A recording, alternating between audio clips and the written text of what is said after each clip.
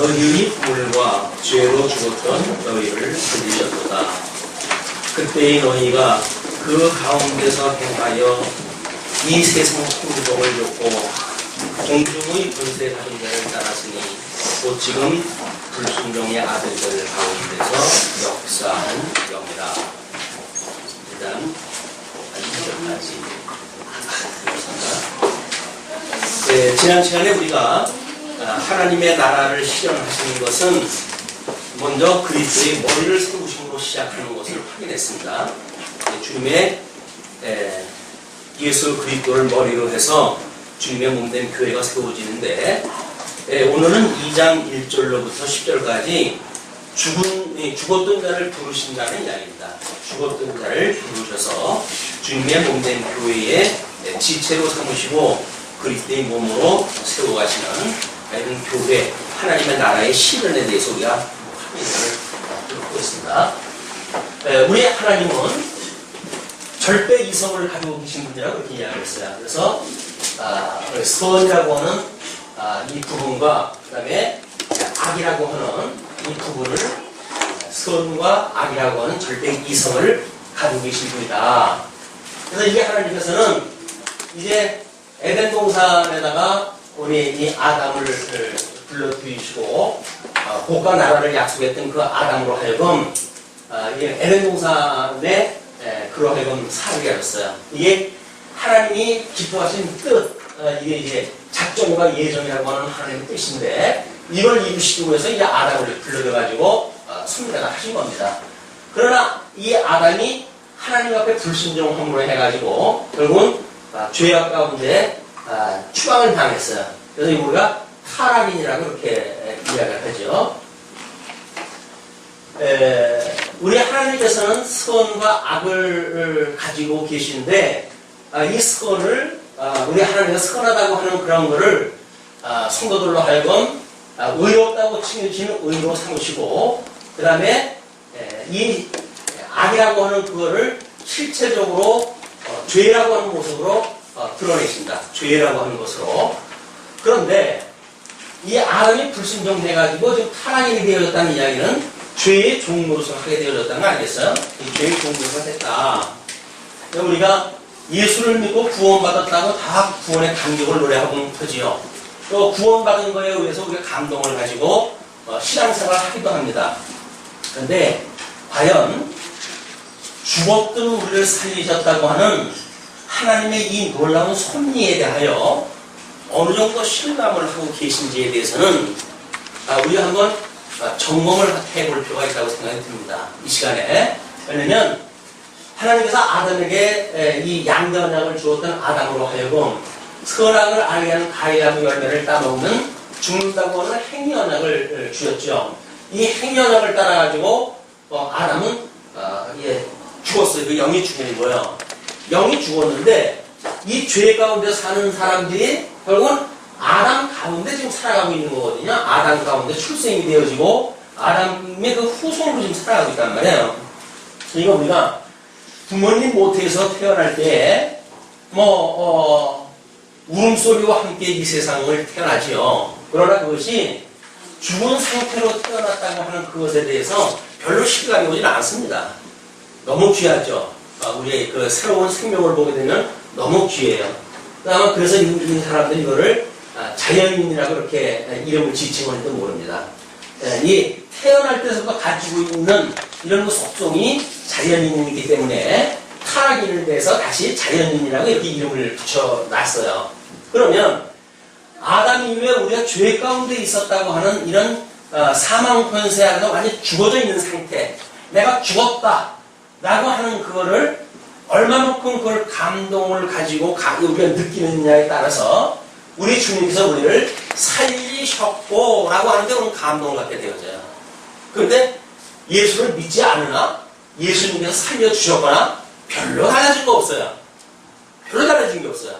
성경의 어떤 내용으로 보게 되면 이건 죽었던 우리를 살리셨다고 이야기를 하는데 죽었던 사람이 살아난 것 같지가 않죠? 새로운 피조물 같지가 않아요. 왜냐하면 그때 살던 거나 지금 살던 거나 달라진 거 아무것도 없어요. 다만 우리들의 어떤 관념의 세계가 나름대로 뭔가 뭐 신에 대한 걸 의식을 하고 그래서 내가 예수님을 믿는다는 거는 교회를 나누는 건가 보다 라는 생각이 들어가도 그냥 교회 생활을 하는지도 모릅니다. 그건 종교 생활이에요. 종교 생활. 우리가 정말 죽었던 우리를 살리셨다라고 하는 하나님의 이 놀라운 은혜의 반열에 있다고 한다면 죽어도 위험한 처지에 있던 사람들이 구원을 받아도 평생 그걸 생명의 기준을 여기고 우리가 살아가잖아요. 그런데 죽었던 우리를 살리셨다고 하는 주님에 대하여 우리가 뭐 그렇게 크게 감동 가지고 살아가나요? 그러니까 구원받았다고 하는 그런 실체에 대해서 우리가 그냥 관념적으로만 이해를 하는 거예요. 실질적으로 내가 예수님과 함께 죽고 예수님과 함께 살았습니다 라고 해서 소위 말하는 세례를 받았다고 하는 그런 것이 총식에 흐르지 않고 정말 내가 예수님과 함께 죽었어요 라고 믿는가에 대한 것은 오늘 이 말씀을 상고하는 우리들한테 큰 충격으로 와 닿아야 될 구절이라고 보여져요. 그런데 뭐 일상적으로 듣는 얘기인데 죽었던 우리를 살리셨고 그것도 죽었던 우리를 살리셨다고 그러니까 이건 감이 안 오잖아요. 그냥 죽을 뻔했던 우리를 살리셨다고 굳이 성경 내용도 바꾸고 의미를 바꾸고 그냥 내 생각대로 그런 걸 만들어 놓는단 말이에요. 그래서 내가 죽을 수밖에 없는 우리인데 우리 중에 우리를 살려주셨다고 하는 그런 내가 알고 있는 개념으로 구속을 생각을 해요. 근데 성경에는 그게 아니에요. 성과 악을 알게 하는 가해자의 열매를 따먹으면 넌 정녕 죽어! 라고 했던 그 명령에 따라서 그 언약에 따라서 죽었던 거예요 우리가. 그러니까 죽었던 우리를 살려주셨다고 하는데도 불구하고 뭐 살려주신 거 뭐 교회 나오는 것만 해도 하나님이 감사해야 될 일이지. 이 바쁜 세상에 내가 교회를 나가는데 하나님이 감사해야 될 일 아닙니까? 그런가요? 이게 하나님이 뭐 어떤 책을 보니까 하나님이 겁먹었다고 하는 제목을 가지고 책을 냈습니다. 어떤 양반이. 인간들의 이 교만이 나를 무섭습니다. 죽었던 자기를 살리셨다고 그러는데 자기 인간적 이성을 가지고 그 하나님을 재해석을 하고 그리고 그 하나님을 마치 자기 어떤 필요에 의한 이 필요 조건으로 우리 하나님을 삼게 돼요. 그 하나님을 내가 필요한 대로 이거 하세요 저거 하세요. 그 하나님을 우리의 종으로 삼는 것이 잘못되어져 있는 우리 한국 교회의 아픔인 거예요. 우리가 정말 그 하나님이 천지를 지으셨고 죽었던 나를 살리신 분이라고 믿어진다고 한다면 예배 드릴 때 우리가 하나님 앞에 옷깃을 올리고 예배를 드리지 하나님 앞에 우리가 이 교만을 떨면서 예배를 드리겠습니까? 그건 하나님이 어떤 분인지 모르는 거예요. 그러니까 하나님 앞에 겁이 없는 거예요. 이 하나님은 천지를 지으셨던 지금 천하 만물을 하나님의 뜻대로 섭리하던 그게 나하고 원한을 했어요. 그러니까 그냥 눈에 보이는 사람들하고 맨날 나누는 사람들인데 뭐 그냥 그 앞에 우리는 경외심이라고 하는 건 찾아볼 수가 없어요. 예배라고 하는 이 시간에도 불구하고 하나님의 말씀으로 해가지고 좀 우리를 찾아오신데도 불구하고 그 말씀을 듣는 우리들의 자세는 더 이상 하나님이라고 하는 그분하고 상관없는 어떤 철학 세계에 우리 갇혀져가지고 관념의 세계에서 뭐 성경 좀 공부를 갖다 해가지고 성경에서 말하는 하나님이 도대체 어떤 분이냐 라고 하는 신학의 일부를 공부하는 수준으로 우리 이 예배를 아마 폄하하는지도 모릅니다. 그러나 적어도 우리가 하나님 앞에 예배를 한다는 이야기는 우리가 일주일 내내 하나님을 경외하는 삶을 살지 못했던 우리들이 그나마 시간을 정해놓고 믿는 것과 아는 것이 같이 되어진 성도들이 그 하나님이 어떠한 분인가를 함께 찬송하는 이런 마음으로 우리가 지금 예배를 드리는 거 아니겠어요? 너무 우리가 이런 그 하나님의 신령한 그런 의미를 배제시켜버리고 그래서 예배가 마치 아무것도 아니라는 것처럼 교육을 받아왔어요. 예배가 아무것도 아닌 거예요. 그래서 예배에 대해서 더 이상 신령한 어떤 의미를 찾아볼 수가 없는 거예요. 근데 우리는 뭐 허기로운 이야기가 그렇게 말하죠. 신령한 예배라고 하는 것이 꼭 장소에 구애를 받습니까? 꼭 교회에서만 예배를 드려야 됩니까? 뭐 이런 이야기를 한단 말이에요. 근데 정말 그럴까요? 우리가 신령한 믿는 것과 아는 것이 함께 되어진 성도들이 예수 그리스도와 함께 죽었다고 신앙 고백을 하는 이 고백이 없이 드리는 예배가 하나님이 받아들이시는 예배일까요? 아닌 거예요. 하나님 앞에 함께 죽었다고 하는 신앙 고백이에요. 근데 죽기는커녕 펄펄하게 살아있잖아요, 우리가.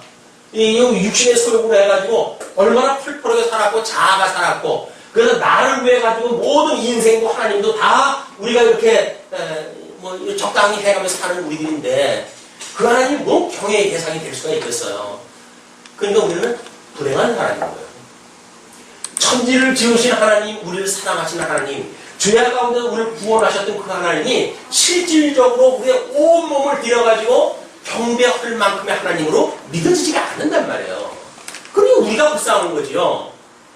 근데 우리는 내존대로 하니까 뭐 부족한 게 뭐가 있겠어요. 내존대로 사는데.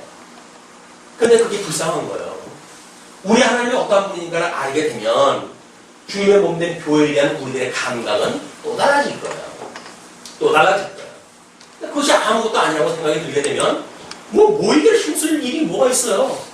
모이기를 패하는 자의 너희들 그런 그걸 경계를 갖다 했는데, 그러니까 결국은 하나님을 경외한다고 하는 교회, 하나님의 그런 그 배움을 익히고 배우는 그런 그 교회 모임, 이런 그리스도 안에서 모임 자체를 우리가 별로 신뢰하지 않게 생각하는 거예요. 주일날 회집, 무슨 주일날만 꼭 주의 날입니까? 일주일 내내 주의 날인데, 우리는 그러잖아요. 11조, 꼭 10의 일에 하나만 하나님 겁니까? 열의 다 하나님 거지. 그렇게 말하는 사람 치고 열의 하나님 거라고 인정하고 사는 사람 아무도 없어요. 일주일이 다 하나님의 날이라고 말하는 사람들이 하나님의 날이라고 여기고 사는 사람은 하나도 없어요. 최소한도 주일날 나와서 주님의 몸된 공동체를 통해 가지고 우리가 여기서 연보를 행위도 하고, 때로는 교제도 나누고, 말씀도 공부를 하고, 예배도 드리고 하는 형식을 통해 가지고 천상의 그 어마어마한 것들을 우리가 여기서 좀 배우고 있는 거예요. 근데 뭘 마치 다 알고 있는 사람인 것처럼 배울 필요가 없는 거예요. 그러니까 우리는 이렇게 모형적으로 우리가 전투적인 교회하고 지상교회에 대한 의미가 없어지는 거예요. 다 필요 없어요. 목사도 필요 없고. 인터넷만 틀리게 되면 다 나오는데, 그런 것이 만약에 신령한 예배의 공연의 자세라고 한다면 그거는 성령이 우리들에게 미련한 방법으로 하나님의 그 영광을 계시하시는 걸 모르기 때문에 나타나는 현상이에요. 기능적으로, 과학적으로, 합리적으로 이렇게 예배 드리면 아주 합리적이죠. 근데 그 합리적인 예배가 하나님가 받으시는 예배냐에 대한 문제는, 그거는 다시 한번 우리가 생각해 볼 문제란 말이에요. 자, 오늘 우리들의 허물과 죄는 죽었다 그래. 이 죄, 그리고 이 가운데 우리가 살고 있으니까 전부 나타나는 것마다 허물이겠죠. 이게 범죄라고 이렇게 얘기하다 하는데, 허물, 범죄, 이걸로 인해서 다 죽어도 있던 사람들이에요. 그래서 모태로부터 우리가 출생을 갖다 해가지고 응아 세상을 나온 데서부터 소리 지르면서 나오고요. 소리 지르면서 세상에 나오면 소리 지르면서 나온 거예요. 우리가 응아 하면서 나도 나임을 선언하노라, 그 이야기에. 내가 이 세상에 출현하는 것을 갖다 선언하노라. 그러면서 그 어머니의 젖을 갖다 타고 드는 것이 우리 인간이에요. 그리고 자기의 그 시욕을 채우고 자기의 그런 모든 조건을 채우기 위해 가지고 엄마를 잠시도 놔주지 않는 철저하게 이기주의적인 이런 어린아이들의 모습을 봅니까? 천사와 같다고요? 물론 때가 덜 묻어질지도 모르죠. 여기서 산 세월이 적게 되면 때가 좀 덜 묻었는지는 몰라요. 그러나 그 본능 자체는 100년을 산 사람이나 갓 태어난 사람이나 똑같은 거예요. 똑같은 거예요. 이런 개념이 우리들한테 들어와야 이 죄라고 하는 개념을 우리가 재해석이 되어지고, 그래야 하나님 앞에 이 죄로부터 구원받았다고 하는 것이 어떤 그런 그 의미 있는지 이거를 깨닫고 우리 인생을 설계하고, 그리고 우리 인생살이를 갖다 할 터인데, 인생살이 별거 아닌 거예요. 별겁니까? 거기다 좀 형편이나 좋아가지고 잘 나간다고 생각해 보십시오. 교회가 무슨 밥 먹여줍니까? 교회가? 이렇게 되어지는 거예요. 밥 먹는 것만도 못한 교회, 밥 먹여주는 것도 못한 하나님, 그런 하나님으로 전락된 그런 하나님을 우리가 스스로 만들어가고 있는지도 모르죠. 오늘 죽었던 우리를 살리셨다고 하는 이런 새로운, 아니면 우리가 여전히 믿어왔던, 그럼에도 불구하고 그냥 당연시 했던 이 당연을, 그걸 익숙함이라고 이렇게 이야기하는데요. 익숙함. 그러니까 이 익숙함이라고 하는 건 뭐 교조주의, 율법주의, 모든 그 행위를 가지고 구원을 받는다고 하는 사람들의 모든 문제인지도 모르지요. 이런 것들이 과연 그냥 세월이 가니까, 예수 믿고 세월이 갔으니까 그냥 그 생활에 익숙해져 갔던 것 뿐이에요. 정말 우리가 예수로도 함께 죽었다고 고백이 됩니까? 그래서 나는 더 이상 나의 거를 주장할 것이 없어 라고 믿어집니까? 그렇다고 하면 다른 사람 앞에 소원을 뽑죠. 다른 사람한테 왜 소원을 올까요? 내가 살아있거든요. 내가 난데, 내가 먹고 살았는데 왜 너한테 내가 안 입고 소리 들어야 돼? 라는 생각이 들으니까 우리는 더 이상 하나님이 우리들한테 성경을 통해서 계시되어진 그런 기독교인이 아니라 우리들이 스스로 만들어내고 그리고 우리 몸이 최적화되어지도록 되어진 이런 그 종교 생활에 우리가 익숙해져 있다. 이거를 이 시간에 다시 한번 생각을 뒤집고 우리들의 어떤 그런 믿음의 생활에 대해서 다시 한번 생각하는 이런 그 좋은 시간이 됐으면 좋겠다는 생각이 듭니다. 자, 너희의 허물과 죄로 죽었던 너희를 살리셨도다. 그때에 그냥 허물과 죄로 죽었을 때 그 얘기입니다. 에덴 동산은 내쫓겨가지고 아담 이후에 죄 중에 잉태되어지고 죄 중에 출생되어졌을 때 너희가 그 가운데서 행하여 이 세상 풍속을 줬고, 이게 전부 풍속이에요. 풍속을 줬고, 뿐만 아니라 공중의 권세 잡은 자를 따랐으니, 공중 권세라고 그래요. 이 악의 하나님이 가장 싫어하는 일들을 할 수 있도록 하나님께서 권세를 준 자들이 있어요. 그게 용이요 사단이요 예뱀이라고 하는 그런 하나님의 부르시는 영들입니다. 악한 영들. 그 영들이 공중의 모든 권세를 잡았대요. 자, 지금 현대전에 이르다가 보니까 지금은 전파라고 하는 그걸 통해 가지고 전쟁 기능에 대해서 영향을 미치거나 아니면 신경가스를 공중에 살포해 가지고 사람들의 전투력을 이제 저하시키거나 하는 일들이 만들어집니다. 왜 그럴까요? 1대1로 맞서가지고 싸우기는 이제는 너무나 대상들이 큰 거예요. 대상들이 많아요. 그런데 그런 그 공중의 뿐이 아닙니다.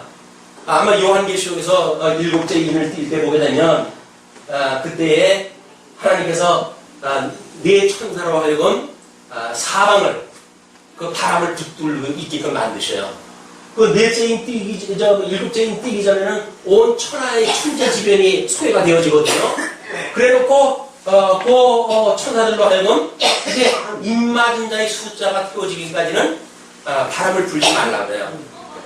이 세상에서 만들어지는 모든 바람이 일으키는 역사들, 자연의 그 문제로부터 인생에 대한 모든 일들이 하나님의 섭리하시지 않는 일이 아무것도 없어요.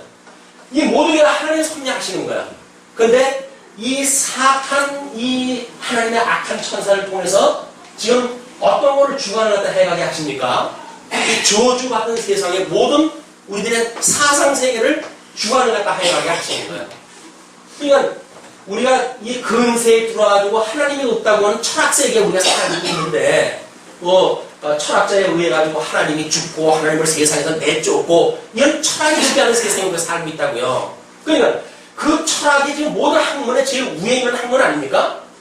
그러니까 그 철학의 아래에 있는 모든 일반 학문은 하나같이 하나님이 없다는 것을 말하는 학문들이에요. 그 우리 아이들이 어려서부터 어느 때까지 공부하는 내용들이 전부 뭡니까? 하나님은 없어 하는 거 교육을 받는 거예요. 하나님이 안 계시다는 거예요. 그게 공중 권세 잡은 자들에 의해서 우리 장악되고 알게 모르게 우리는 이런 문화 속에 우리가 익숙해져 가는 거예요. 하나님이 없다고 하는 문화 속에 우리가 그냥 길들여져 가는 거예요.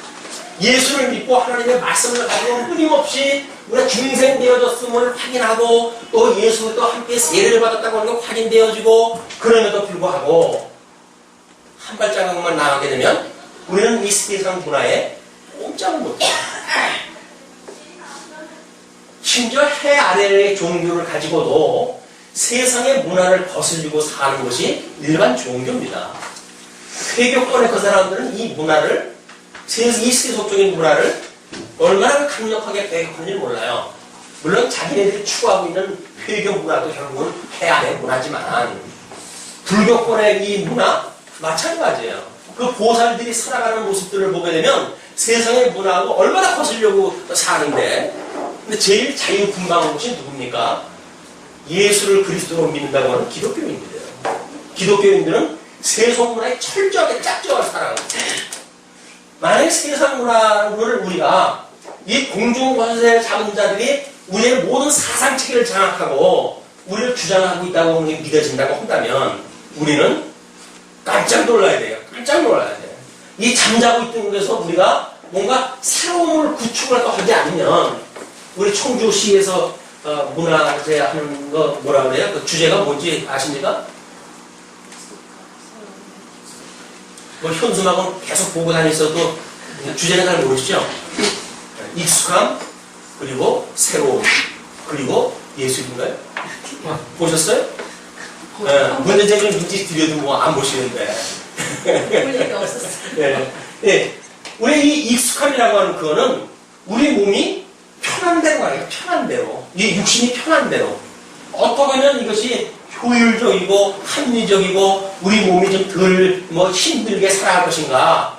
이 인간 본능을 위해서 만들어져가는 일반 문화니까 이거를 하나님이 안다, 하나님을 우리가 안다, 하나님을 배우고 깨닫는다, 새 생명을 얻었다, 새로운 피조물이 됐다, 예수 그리스도로 연합이 되어졌다, 예수님과 한 몸이 되어졌다, 우리는 예수님의 신부다 라고 하는 신앙 고백을 하면서 살아가는 성도들의 삶이 과연 어떠한가.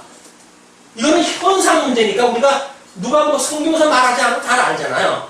왜? 나를 가만히 보면 아니까. 뭘 다른 사람의 거 볼 필요도 없어. 나를 보면 아니까.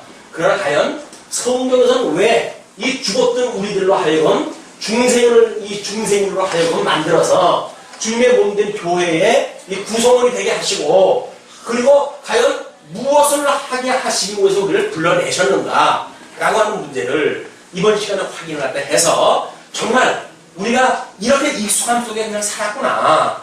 그럼 성경에서 기뻐하시는 하나님의 뜻은 과연 무엇일까? 라고 하는 것을 확인하는, 그래서 그 하나님의 이 의와 하나님의 나라에 대한 우리가 이 영광을 배우고 익히는 이런 그 시간이 되어졌으면 좋겠습니다. 자, 그 불순종의 아들들 가운데서 역사하는 영이라. 얘는 우리 타락한 사람들 가운데서 역사하는 영이에요. 사단의 영. 전에는 우리도 그 가운데서 우리 육체의 욕심을 따라 지내며, 그러니까 전에는 그 이야기는 이제 우리가 죽었던 우리를 살리셨으니까 살리시기 전에는 그 이야기죠. 그 전에는 우리가 그 가운데서 우리 육체의 욕심을 따라, 이렇게 뭐라고 하는 건 전부 육체의 욕심이에요. 자, 그 육체의 욕심을 따라가지고 지내며 육체와 마음에 원하는 것을 하여 다른 이들과 같이 본질상 진노의 자녀였더니, 하나님께서 이 아담에게 양대 언약을 하시고 이 복과 나라를 하나님께서 약속을 하셨다고 그러지 않았어요? 그래놓고 행위 언약을 통해서 다 이쪽 집어넣은 거예요. 이쪽으로 다 아담의 모든 인류들을 죄 가운데 집어넣으신 거예요. 그걸 하나님께서 진노하셨다 그랬다. 하나님의 노용 속에 집어넣으신 거예요. 자, 그럼 중생이 되어졌다고 그랬잖아요. 그럼 아직도 우리 육체의 소욕과 성령의 소욕이 끊임없이 지금 투쟁 관계에 있어요. 그러면 육체의 소욕을 따라서 하는 우리의 사는 모든 우리들의 삶은 뭐예요? 중생이니 육체의 그런 그 죽음, 이 욕심을 따라 사는 이런 그 모든 삶은 거기가 뭡니까? 하나님 진노예요, 진노. 하나님 진노로 보여지진 않잖아요. 아, 이렇게 어떻게 좋은 세상을 주셨을까? 이렇게 평안한 세상을 주셨을까? 어떻게 나한테 이런 부귀 영화를 주셨을까? 이 세상이 우리한테 하나님이 주신 진노로 보이진 않잖아요. 그걸 복으로 보여요, 복으로. 하나님께서 이 주셨던 이 복으로 보인다니까요. 이게 사단이 우리를 미혹하는 거란 말이야.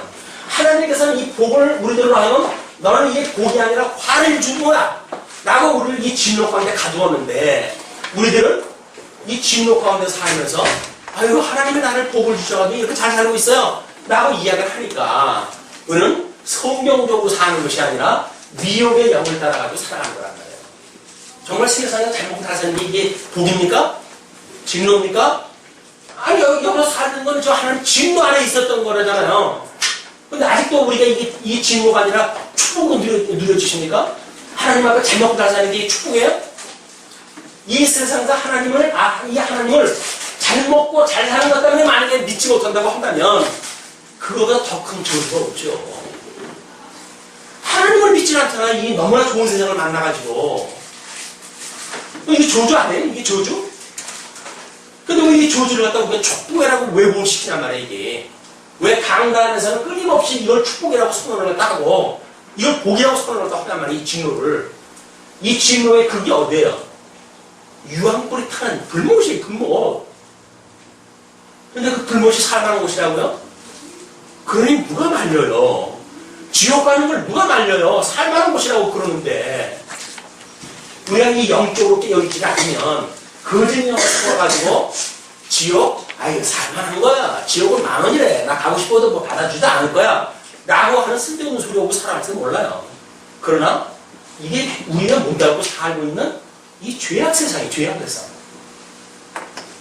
자, 이제, 하나님께서 계시를 위해가지고 그리스도와 함께 섬겼다고 이렇게 이야기를 하고, 우리는 이 하늘에 앉혔다고 이야기를 합니다.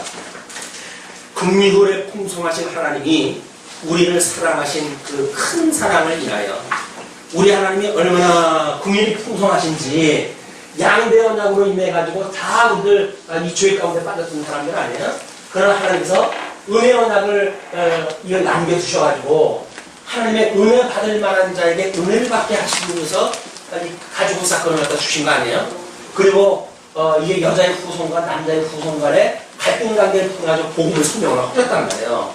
그러니까 이 죄악 가운데서 우리 죽었던 우리들, 그러나 하나님의 이 뜻 가운데 창세전에 예수 그리스도 안에서 선택받기로 예정되어졌던 우리들을 위해서 하나님은 여기서 우리를 불러내셔야 되는데, 인간들이 여기 말종이니까 살려낼 방법이 없는 거야, 하나님께서. 그냥 하나님이 친히 인간의 몸을 입고 이 땅에 오셔가지고 가장 수치를 다 당하시고 십자가에 못이 박혀가지고 돌아가시고 해서 우리들의 죄를 다 도말하신 거예요. 그리고 그가 우리가 이 구원을 다 하셨어요. 그래서 예수 그리스도 함께 죽었을 때 우리가 나는 그 예수님과 함께 죽었어요 라고 고백하는 자들에게 우리 예수님이 사망원세를 이기고 부활하셨을 때 너는 나와 함께 이제 부활한 것이야. 너는 나에서 이제 새로운 피조물이야 라고 선언한 것을 믿는다고 하는 우리들이 세례를 받은 사람들이라고요. 예수님과 한 몸이 되어졌다고 우리가 고백하는 사람들이에요. 우리가 중생을 받았다고 하는 우리들의 고백이란 말이에요. 근데 중생인이라고 하면서 여전히 이 죄 가운데 사는 것이 복이라고 여기고 고집을 부려요. 깨어난 우리들의 영은 끊임없이 우리들한테 신령한 복에 대해서 이야기할 겁니다. 예수를 그리스도로 믿고 우리가 이렇게 중생한 우리들의 이 생명이 하나님을 경외하며 사는 것이 얼마나 인간의 행복한 삶인지 끊임없이 이거를 지도하는데도 불구하고 성경은 이걸 말씀을 통해서 우리들한테 가르쳐 주시도 않겠어요. 그러나 그 말씀을 듣는 성도들은 끊임없이 그 복이 아니라 그래서 배 터져도 좋으니까 여기서 먹었으면 좋겠다. 그걸 개똥밭에 불러도 이승이 났다고 하는 타락한 인간들이 가지고 있는 본성이니까 그 사람들은 어쩔 수 없이 하나님께서 버린 자들이니까 그런다고 치더라도 우리가 날마다 이 복음을 듣고 신령한 복음을 우리가 추구하고 사모하고 우리가 그 새 생명을 얻었던 그런 감격을 노래하고 그런 우리 성도라고 한다면 마땅히 이것에 대하여 외면을 해야 될 부분 아닐까요?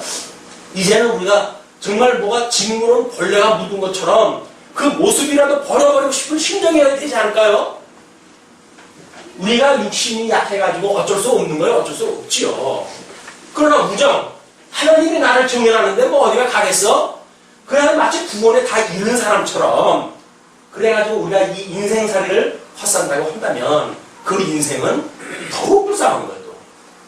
몰라도 그렇게 하는 사람들은 모르니까 그게 복인지는 알고 사는데 말씀을 우리가 공부하게 되면 그 복이 아니라 저주라고 그랬는데 그 저주 가운데 그게 좋다고 생각을 하고 산다고 한다면 그거야말로 그런 비극이 있죠. 야, 긍휼에 풍성하신 하나님이 우리를 사랑하신 그 큰 사랑을 인하여 그 사랑이 어떤 사랑으로 와 닿습니까? 하나님이 우리를 사랑하셨다고 하는 사랑이 어떤 사랑으로 와 닿습니까?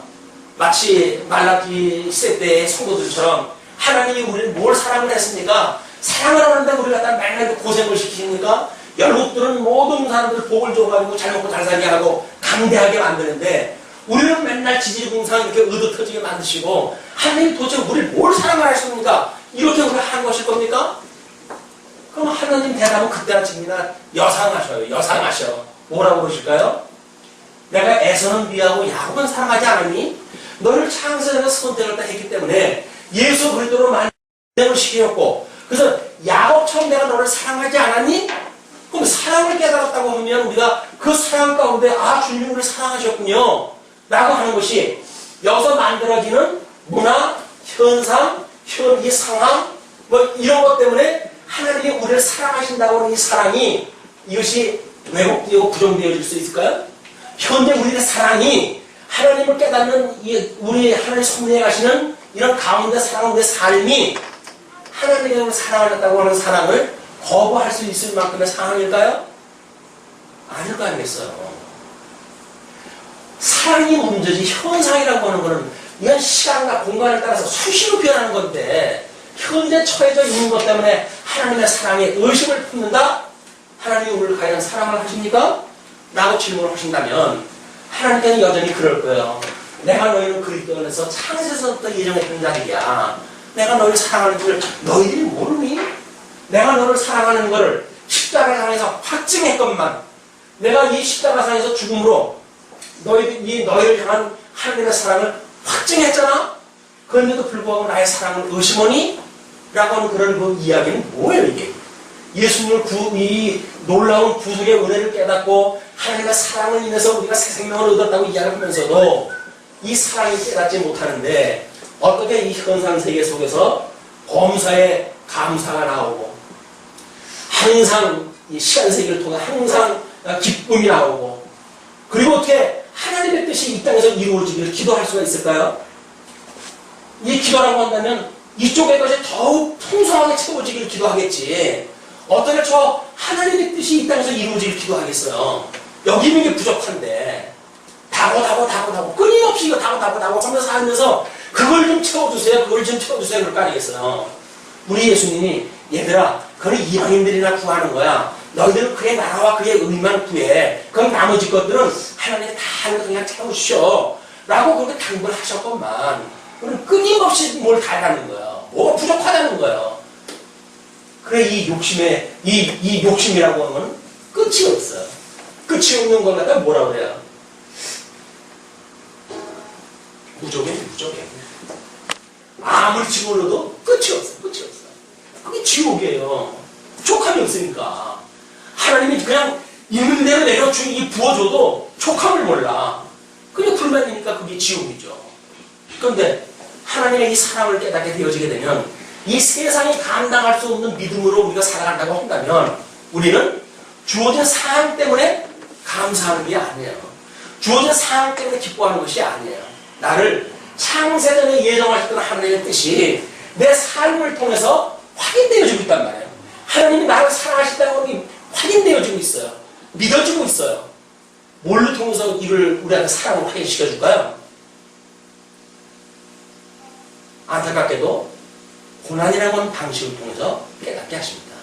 고난이 없이 깨달을 수가 없어요. 예수 그때 고난을 우리가 채우지 않으면서 여기서 복음을 깨닫는다는 게 새빨간 거짓말이에요. 그냥 예수 그리스도가 낮아진 것처럼 우리는 매일같이 죽어야 되는 거예요. 여기서 이 익숙함으로부터 우리가 죽어야 되는 거예요. 근데 우리 익숙함을 그걸 왜 버려? 얼마나 나한테 지금 몸에 딱 맞도록 적당하게 좀 뭐 때도 묻고 저항감도 없고 그런데 이걸 왜 버리겠어요? 근데 이 익숙함이라고 하는 건 끊임없이 왜 버려야 되는 거예요. 그래서 날마다 새 옷으로 갈아입어야 돼요. 우리가 하루 아침 이게 밤 자고 일어나게 되면 새로운 피조물이라고 하는 생각을 가지고 새로운 하루를 살아갈 생각을 해야지. 겨우 어저께 살았던 거기에 부족함이 있다고 해가지고 거기에 우리가 거기에 안착을 하려고 한다면 그거야말로 불쌍한 이 진노의 자녀들이 살았던 곳에 우리가 그냥 살고 있는 삶이다. 자, 오늘 기회가 좀 격했나는데 목소리 다르네. 허물로 죽은 우리를 그리스도와 함께 살리셨고 우리 살리셨대요. 너희가 은혜로 구원을 얻을 것이다. 또 함께 일으키사 예수 그리스도와 함께 우리가 부활했다는 예수님 부활할 때 우리가 죽었던 영이 살아난 걸 이야기하는 거죠. 함께 일으키사 그리스도 예수 안에서 함께 어떻게 했다고요? 하늘에 우리가 앉혔대요. 우리 하나님께서 이미 천상계를 지금 통해 가지고 이 천하계를 통해서 계시하시는 거 아닙니까? 그러니까 우리가 끊임없이 하나님의 뜻이 하늘에서 이루어진 것처럼 이 땅에서 이루어지게 해주세요라고 기도하는 거 아니겠어요? 근데 이 땅에서 이루어진 걸 보니까 어떻게 되어져 있다고요? 예수 그리스도 안에 우리가 이미 여기 함께 앉아 있는 거예요. 앉아 있는 거예요. 이게 믿어지십니까? 이게 믿어져야 구원이라고 하는 것이 어떤 건지 감이 오지요. 우리는 천상에 예수 그리스도와 함께 앉아 있는 사람들이에요. 이미 하나님의 나라를 우리는 이미 얻은 사람들이에요. 지옥을 얻은 사람들이에요. 그런데 잠시 신앙 세계 속에다 이야기를 듣고 네가 이래도 내가 이렇게 되어진 줄로 믿느냐? 라고 우리들한테 하나님께서 끊임없이 질문을 하시는 거예요. 내가 너한테 이렇게 불이익을 줬어. 너한테 아픔을 줬어. 너한테 공고함을 줬어. 너한테 고난을 줬어. 그럼에도 불구하고 나를 사랑하니? 그걸 확인하시는 거예요. 그런데 쥐뿔고 주신 게 있어야 감사하지요. 라고 만약에 우리가 생각을 한다면 그 하나님이 그래? 그럼 넌 복에 겨웠던디? 그래가지고 아마 모르겠어요. 저기서 예정되었다고 한다면 여기서 유급이 되어지겠죠. 넌 아직 이 맛을 볼 시간이 안 됐다. 더 이 진노가 마치 너의 꿀이 나다는 것처럼 그냥 먹다가 이 진노를 누리다가 때가 되면 널 다시 부를게. 라고 우리 하나님 그렇게 선언할지 몰라요. 근데 그런 하나님이 우리가 어미로우신 하나님 앞에 그런 말씀이 이 사실을 믿어져야 진노라고 했을 때 우리가 털어버리고 싶은 생각이 들지. 아유 뭐 털어버리긴 네 좋은 걸 왜 털어버리면 얼마든지 그냥 뭐 이런 두 팔을 갖다 벌리고 그냥 감싸야 될 편인데 지금. 그렇지 않아요? 자 그러면서 이는 그리스도 예수 안에서 우리에게 자비하심으로써 그 은혜의 지극히 풍성함을 오는 여러 세대에 나타내려 하십니다. 왜? 우리가 시간 세계를 통해 가지고 이미 천상에 다 이루어졌는데 그걸 왜 천하 세계를 통해 가지고 시간과 공간 속에서 이걸 넓혀 가지고 지금 이해가 해가십니까? 그 이야기는 오고 오는 세대에게 예수 그리스도 안에서 선택되어졌지만 아직 출생하지 않은 사람도 있잖아요. 아직 믿지 않는 사람도 있잖아요. 그러니까 오고 오는 세대에게 이걸 깨닫게 하시기 위해서 지금 그 이런 섭리가 하신다는 거예요. 우리들의 모든 삶은 하나님의 계시의 섭리에 우리가 지금 동참하고 있는 거 아니겠어요? 그럼 예수님은 그 계시를 위해서 십자가에 못 박아 죽임을 당하셨는데 우리는 예수 그리스도 안에서 잘 먹고 잘 살겠다고요?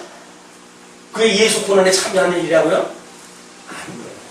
팔복을 이야기할 때 예수님께서 뭐라 합니까? 나의 이름을 인하여 핍박을 받는 자에게 복이 있다고 그러잖아요. 아니 예수 이름으로 핍박을 받아야 복이 있는데 예수 이름 전하게 되면 나한테 불이익이 될까봐 예수 믿는 걸 세상 사람들한테 알리지 말라고요? 언제서부터 이순신이 됐습니까? 이순신 신앙으로 해가지고 내가 예수 믿는 걸 세상 사람들한테 다 알리지 마라. 예수 믿는 걸 알게 되면 쪽팔린다는 거예요. 얼마나 우리 하나님이 우습게 되면 예수 믿는다고 하는 것이 쪽팔린다고 생각이 들겠어요. 그러면서도 예수를 믿는다고요? 그러면서 하나님 나라가 우리 소망으로 가지고 살아가는 사람들이라고요? 아닌 거예요. 자 그러면서 너희가 그 은혜를 인하여 믿음으로 말미암아 구원을 얻었나니 이것이 너희에게서 난 것이 아니요 하나님의 선물이라. 우리들의 이 구원에 대한 이 구원에 대한 이 모든 문제는 하나님의 은혜로 주신 겁니다. 은혜로. 그래서 전부 하늘로부터 오는 선물이에요. 인간적인 행위로 해야도 구원받는 것들이 아무것도 없어요. 그러니까 우리들이 만약에 고난 가운데서도 감사할 수가 있고 고난 가운데 기쁨이 나오고 그럼에도 불구하고 하나님의 뜻이 이 땅에서 이루어지길 기도한다고 한다면 우리는 하나님께로부터 주신 이 은혜에 참여하고 있는 사람들이에요.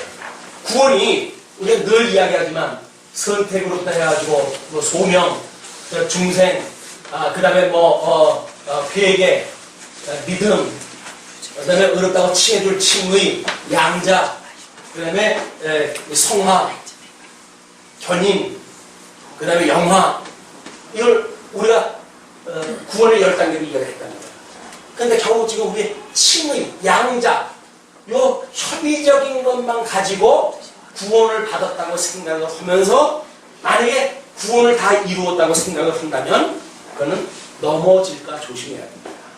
섰다 하는 자는 넘어질까 조심해야 되는 거예요. 하나님 앞에 구원을 받은 사람들이 뭐 어떤 사람의 그 표현에 의할 것 같으면 칼빈이 예정론을 이야기했잖아요. 그 사람이 이 구원에 끝까지 참여하는 걸 위해서 그렇게 기도를 하다 했답니다.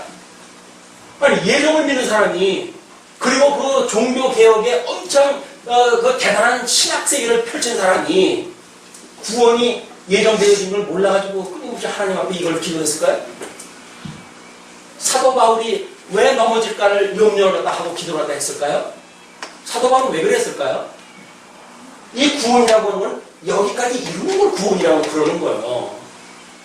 어떤 초청을 받았는데 초청받은 사람이 완전히 여기까지 다 이루어진지는 알고 있는데 예수님의 잔치집에서 그 사람을 보고 만약에 이 주인이 주었던 예복이 없으면 그 사람은 내쫓습니다. 예복이 없으면 내쫓아요. 이게 하나님께 주신 예복을 가지고 여기까지 우리가 가는 거예요. 정말 하나님의 의로 이 하늘로부터 오는 놀라운 은혜를 가지고 우리가 여기까지 붙들려 가는지에 대한 이걸 끊임없이 배우고 익히는 거란 말이에요. 그런데도 불구하고 다 이루었고 뭐 다 구원받았고 전부 우리들의 구원은 과거였냐? 구원 다 받았어요.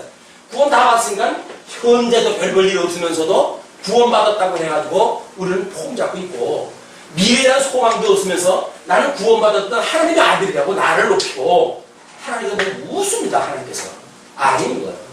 끊임없이 우리는 이 온전한 구원을 위해 가지고 우리가 우리에게 죄진 자를 사여주는 것처럼 우리의 죄를 사여 주옵시고 우리를 시험에 들게 하지 마시고 우리를 악에서 구해주세요. 끊임없이 구하는 거예요. 우리 보고 주님께서. 주님께서 쓸데없는 주의를 우리한테 가르쳐 주셨겠어요? 끊임없이 우리를 보고 이 악에서 우리를 구원해 주세요. 아직도 우리의 이 나눠져 있는 육체의 소욕이 하나님의 뜻을 거스르려고 살아가려고 합니다. 하나님 그러니 나를 붙들어 주시고 나로 하여금 이 악에서부터 나를 구원해 주세요. 라고는 우리의 기도가 이거는 끊임없이 있어요. 끊임없이. 항상 쉬지 말고 하나님의 이 구원의 역사가. 그래서 10절에 우리는 그의 만드신 바라 우리가 창조되어진 때로부터 이미 하나님이 우리를 만드신 거야. 그리스도 예수 안에서 선한 일을 위하여 지으심을 받는다니. 하나님께서 우리를 지으셨는데 하나님께서 이 성도들을 이제 지으셨어요. 여기서 이 선택이라든지 뭐 이런 것들은 이제 영적인 구원에 대한 문제지만 이걸 이루시기 위해서 우리 육체를 모태로부터 출세케 하셨잖아요. 이 육체로부터 우리에게 만드신 그런 그 일이 이 구원의 과정을 통해 가지고 하나님이 하실 일이 있어요. 이 육체, 눈으로 보이는 하나님의 뜻이 하늘에서 이루는 것처럼 이 땅에서 이루시는 계시의 역사처럼 성도들도 영적으로 해가지고 이 구원받는 역사가 눈에 보이는 육체를 통해서 계시되어져야 되는 하나님의 뜻이 있다고요. 그 뜻이 지금 사도 바울은 이렇게 이야기를 하는 거예요. 선한 일을 위하여 지으심을 받았다. 그래서 우리들이 이 육체를 지으심을 받은 게 뭐라고요? 선하신 일, 하나님의 선하신 뜻을 갖다가 이루시는 이 일을 위하여 우리를 갖다 만드신 거예요. 이거 만드신 것이 우리들의 하나님의 어떠한 분인가를 깨닫고 그분을 증거하는 증인으로서의 삶이 우리 육체를 만들어 주신 이유지. 6자 이 몸이 잘 먹고 잘 살기 위해서 하나님께서 우리를 하나님 지으신 몸이 아니란 말이에요. 우리는 여전히 이 몸뚱아리가 나 한 몸 어떻게 잘 먹고 잘 살면 된다고 생각이 드니까 그러니까는 하나님에 대하여도 신앙에 대해서도 구원에 대해서도 관심이 더 이상 필요 없는 거예요. 왜 그럴까요? 이미 육체로 지으신 뜻을 몰라요. 어디에만 있어요? 영적인 구원이라는 감정세계에 갇혀버린 거예요. 교리라고 하는 교조에 갇혀버린 거예요. 이것이 공중 권세 잡은 자들이 우리를 미혹시키는 사단이에요. 마치 하나님의 이 진리의 어떤 원리같이 보여주지요. 그러나 그 교리가 여기서 우리가 이제 교조라고 하는 걸로 설명이 되어졌지만 이 교조가 가능한 건 교리로부터 만들어지는 거 아닙니까? 교리라고 하는 것이 우리가 굳어져 버리게 되면 이거야말로 사단이 우리를 미혹하는 거예요. 끊임없이 하나님께로부터 공급받는 이 놀라우신 사랑으로 은혜로 공급받는 이 공급으로 우리가 지금 내가 기도하고 있습니다 라고 하는 신앙 고백이 있기 전에는 마치 나는 그냥 지음을 받았으니까 늘 있는 것이 당연한 거예요 라고 하는 것은 하나님이 지금도 우리를 섭리하신다는 건 사실 믿지 않는 거예요. 우리가 정말 주께로 나와서 주로 말미암고 주께로 돌아간다고 믿어지십니까? 그렇게 고백이 되어지십니까? 그러면 내가 그로 말미암아서 내가 지금 기도하며 지금 우리가 존재하고 있는 겁니까? 하나님께서 나로 하여금 있게 하시기 때문에 있는 먼지라고 우리가 보여주십니까? 먼지라고 보여준다고 한다면 더 이상 나를 자랑을 삼으면 안 되죠. 먼지 주제에 뭘 자랑을 삼아요? 뭘 자랑을 삼겠어요? 내가 뭐라도 된다고 생각이 되니까 자랑이 삼지. 나는 정말 하나님 앞에 정말 이 먼지 같은 사람이에요. 먼지 같은 존재예요. 라고 믿어진다고 한다면 우리는 더 이상 나를 의지하지 않습니다. 오직 나를 붙들고 계신 저 하나님을 믿고 그 하나님을 경외하는 인생의 공부를 하게 되어진다. 이것이 죽었던 우리를 살리셔가지고 하나님의 이 놀라운 계시의 역사를 섭리하시기 위해서 오고 오는 세대를 통해서 이걸 깨닫게 하시기 위해서 주셨다는 거예요. 그 우리는 뭐예요? 증인이에요, 증인. 이 예수 그리스도의 증인이 예수 믿고 구원받으세요라고 하는 그런 증인이 아니라 온 우주 만물이 하나님의 이 선하신 뜻을 위하여 하나님의 영광의 계시를 위해서 만들어진 증거입니다. 그러므로 그걸 위해서 우리 예수님을 보내셨고 그 예수님으로 우리가 한 몸을 이루어가지고 우리는 비록 영적으로 해가지고 영원한 세계 속에서는 천상계에 우리 예수 그리스도와 함께 있지만 계시 세계 속에 우리가 이렇게 숨을 쉬고 살아가는 것은 우리 주님께서 선하신 뜻을 실현하게 하신 것을 우리 갖다 인도하신 것이다. 우리를 왜 죽었던 우리를 살리셔가지고 하셨던 그 구성을 삼으셔가지고 이 구원을 실현하신 그 이치가 뭡니까? 바로 하나님의 선한 뜻이 무엇인가를 깨달은 자들이 오고 오는 세대에게 증거를 다 하는 거예요. 부모는 자식에게 증거하고 선생은 제자에게 증거하고 끊임없이 그 증거하고 사는 사람이 성도들의 삶이 되니까요. 근데도 우리는 자녀들의 신앙 교육 나만 구원받으면 되지 나하고 뭐 상관 있어? 그렇게 생각이 드십니까? 자녀 신앙 생활이라고 하는 거는 언제나 때가 되면 되겠지.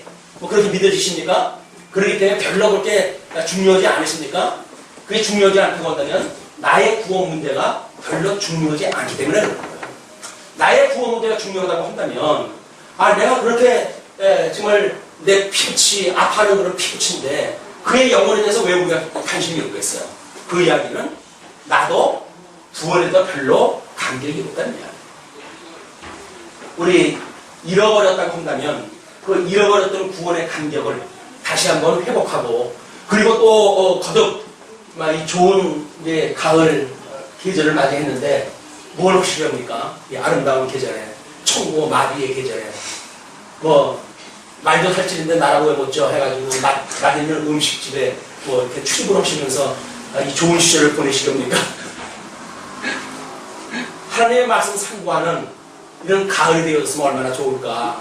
오곡이 물이 익는 것처럼 우리가 믿음의 그 열매가 주렁주렁 열리는 이런 그 가을이 되었으면 얼마나 좋을까 하는 기대를 가지고 말씀을